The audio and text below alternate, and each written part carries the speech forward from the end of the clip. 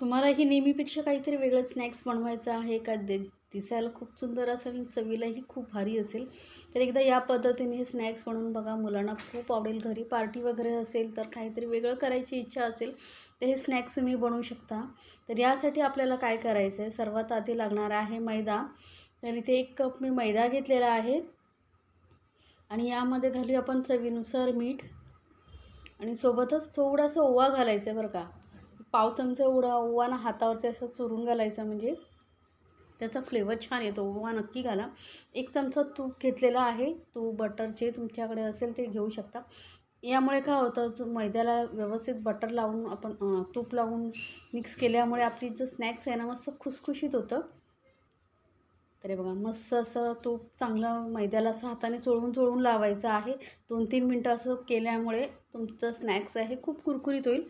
तर हे बघा, मैद्याला मी मस्त असं तूप लावून घेतलेलं आहे. आता ना असं घट्ट मूठ बांधून बघायची. जर बांधली गेली म्हणजे तुमचं मैदा ला तूप व्यवस्थित लागलेलं आहे. तर यामध्ये थोडंसं पाणी घालून आपण हे पीठ ना थोडं घट्ट मळायचं बरं का, पातळ नाही, घट्ट मळायचं आहे. जर तुम्हाला स्नॅक्स कुरकुरीत पाहिजे असेल तर हे पीठ जे आहे थोडं घट्ट मळायचं. तर थोडंसं पाणी घालून हे पीठ बघा मी मस्त असं मळून घेतलेलं आहे. थोडं घट्टच मळेलं आहे, कारण याला आपल्याला ना थोडं रेस्टवरती ठेवायचं आहे. जर तुम्ही आधीच पातळ मळला तर ते अजून पातळ होईल. तर हे पीठ आपलं मळून झालेलं आहे, याला ठेवूया साईडला. या स्नॅक्ससाठी आपल्याला लागणारं जे स्टफिंग आहे ते बनवून घेऊया. तर त्यासाठी मी घेतलेला आहे मिक्सर जार. यामध्ये घालते धणे, तर 1 मोठा चमचा धणे घालते, अर्धा चमचा बडीशेप घालायची आहे आणि जिरं घालायचं आहे अर्धा चमचा. सोबतच आपण इथे ना हिरव्या मिरच्या वापरणार आहोत. तर 3 हिरव्या मिरच्या मी घेतलेल्या आहेत. आता तिखट किती हवं आहे त्यानुसार तुम्ही हिरवी मिरचीचं प्रमाण कमी जास्त करू शकता. 1 मोठा आल्याचा तुकडा घेतलेला आहे आणि हे असं दरदरीत आपल्याला वाटून घ्यायचं आहे. तर हे बघा, सुकं असं वाटून घेतलेलं, पाणी अजिबात घातलेलं नाही आहे. आता हे काढून घेऊया आणि आपल्याला या स्नॅक्सबरोबर चटणी लागणार आहे, ती चटणी बनवून घेऊया. तर खूप सारी घेतलेली आहे कोथिंबीर, यामध्येच घालायची थोडीशी पुदिन्याची पानं आणि 2 हिरव्या मिरच्या. आता इथे तिखट तुम्हाला पाहिजे त्यानुसार तुम्ही हिरवी मिरची कमी जास्त घाला. थोडंसं आलं घातलेलं आहे, जास्त आलं घालायचं नाही. थोडं अर्धा चमचा एवढं जिरं घातलेलं आहे. चवीनुसार घालूया मीठ. आणि ह्या चटणीला ना दाटसरपणा आणि टेस्ट येण्यासाठी इथे मी ना आलू सेव घालते, किंवा जे स्नॅक्स नमकीन असेल ना तुमच्याकडे ते तुम्ही घालू शकता, कुठली सेव वगैरे. 2 चमचे घातलेले आहे आणि यामध्ये पाणी घालून चांगली दाटसरच अशी आपल्याला चटणी वाटायची, जास्त पातळ नाही. बघा असं कलर आलेला आहे. आता ही चटणी ठेवूया साईडला. आणि इथे मी उकळलेले बटाटे घेतलेले आहेत. 3 मोठ्या आकाराचे बटाटे आहेत. छोटे असेल ते 4-5 घेऊ शकता. हे मोठे आहेत त्यामुळे मी 3 घेतलेले आहेत. हे हाताने आपण असे कुस्करून घेऊया बटाटे. तर बटाटे बघा हाताने कुस्करून घेतलेले आहेत. आता वळूया गॅसकडे. गॅसवरती कढईमध्ये थोडंसं तेल घेतलेलं आहे.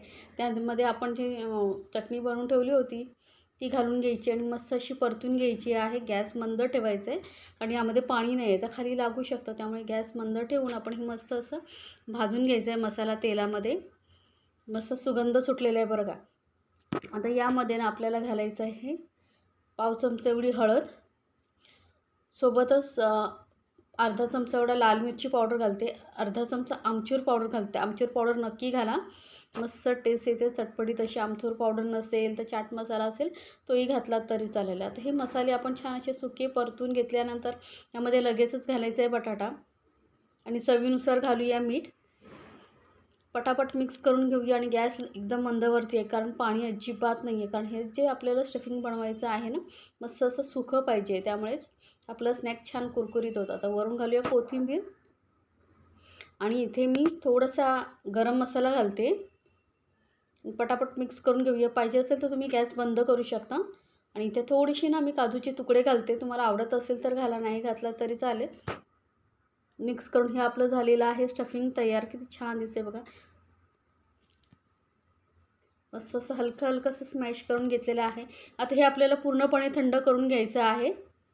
तर स्टफिंग मी थंड करून घेते. त्यानंतर आता वळूया आपण जो मैदा मळून ठेवला होता तो छान असा मुरला गेलेला आहे. मस्त असं मैदा आपलं सेट झालेला आहे. आता याचे ना आपल्याला छोटे छोटे बॉल बनवून घ्यायचे आहेत, म्हणजे आपल्याला स्नॅक्स बनवायला सोपं पडेल. जास्त मोठेही नाही घ्यायचे बरं का. छोटा लिंबाचा गोळा असतो, लिंबू असतो ना तेवढाच घ्यायचा आहे, जास्त मोठा नाही. असे छोटे छोटे बॉल मी बनवून घेते. त्यानंतर त्यामधला एक बॉल घ्यायचा आहे, त्याला सुकं पीठ लावायचं आहे आणि याला लाटून घ्यायचं आहे. तर जास्त जाडही नको आणि जास्त एकदम पातळही नको, मध्यम अशी आपण याची पोळी लाटून घेणार आहोत.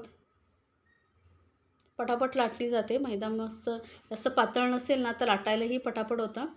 ते बघा मस्त असं मी पोळी थोडी लाटून घेतलेली आहे, बघू शकता.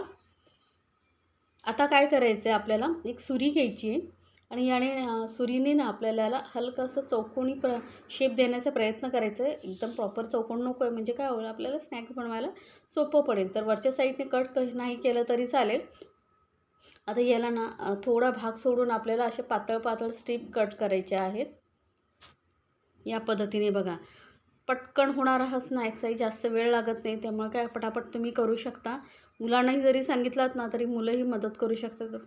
आता एक एक स्ट्रीप उचलायची आणि याला फक्त असं गोल गोल फिरवायचं आहे. हलकं हलकं असं गोल गोल फिरवत जायचं आहे. तर बघा गोल गोल गोल गोल असं फिरवून घ्यायचं आहे, म्हणजे काय होतं स्नॅक्स दिसायला सुंदर दिसतं. नेहमी आपण त्याच प्रकारचं स्नॅक्स बनवतो, काहीतरी वेगळं केलं तर मुलंही आवडीने खातात. पार्टी वगैरे असेल तर दिसायलाही लूक सुंदर दिसतो. घरी पाहुणे येणार असतील तर तुम्ही एकदा नक्की या पद्धतीने बनवून पहा, तुम्हालाही खूप आवडेल. तर हे बघा असं फक्त गोल गोल गोल गोल मी फिरवून घेते आहे. आता हलकं हलकं असं पाणी खालच्या साईडला लावून घ्यायचं, म्हणजे काय होईल व्यवस्थित चिपकले जाईल. आणि वरच्या साईडला आपण हे जे स्टफिंग बनवलं आहे ते ठेवून घ्यायचं आहे आणि असं लांबट आकार देण्याचा प्रयत्न करायचा. आणि याला जास्त दाबायचं नाही बरं का, कारण पोळी पातळ आहे ना. आणि गोल फिरवून फिरवून याला आपल्याला कवर करून घ्यायचं आहे. साईडच्या साईडने आपण पॅक करून घ्यायचं आणि याला फक्त हलक्या हाताने गोल गोल फिरवत यायचं आहे. हां बघा या पद्धतीने. आणि खालच्या साईडला आपण पाणी लावलं आहे त्यामुळे व्यवस्थित चिपकलं जातं, तळतानाही सुटत नाही. फक्त तुम्हाला असं वाटत असेल साईडने पॅक करून घेऊ शकता. तर हे स्नॅक्स आपलं बनवून झालेलं आहे. मी पटापट तळून घेते. गॅस आता ना मीडियमवरती ठेवलेलं आहे. तेल जास्तही गरम नको आहे बरं का, म्हणजे एकदम कडकडीत गरम नाही करायचं. थोडं हलकं गरम झालं का मग आपण हे स्नॅक्स तळून घ्यायचे आणि मस्त थोडं गॅस मीडियमवरतीच ठेवून तळायचं, म्हणजे काय होतं जेवढं वेळ लागेल ना तेवढं तुमचं स्नॅक्स कुरकुरीत होतं. एकदम हाय फ्लेमवरती तळायला गेलात ना तर जास्त व्यवस्थित कुरकुरीत होत नाही, तळले जात नाहीत आणि लगेचच नरम पडेल. तर आता मस्त एका साईडने सेट झाल्यानंतर दुसऱ्या साईडनेही तळून घेते. तर ह्या पद्धतीने नक्की बनवा आणि मला सांगायला विसरू नका. अशा छान छान रेसिपी आपल्या चॅनलवरती असतात, त्यामुळे आपल्या चॅनलला सबस्क्राईब करायलाही विसरू नका. सोबतच बेल आयकॉनवरती नक्की क्लिक करा, म्हणजे काय होईल माझ्या नवीन रेसिपीची नोटिफिकेशन लगेचच तुमच्यापर्यंत पोहोचेल.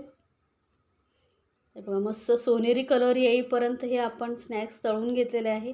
किती सुंदर दिसते बघा. तर आता हे काढून घेऊया आणि बाकीचंही स्नॅक्स मी तळून घेते आणि पटापट आपण सर्व करूया. हे बघा स्नॅक्स मी काढून घेतलेला आहे.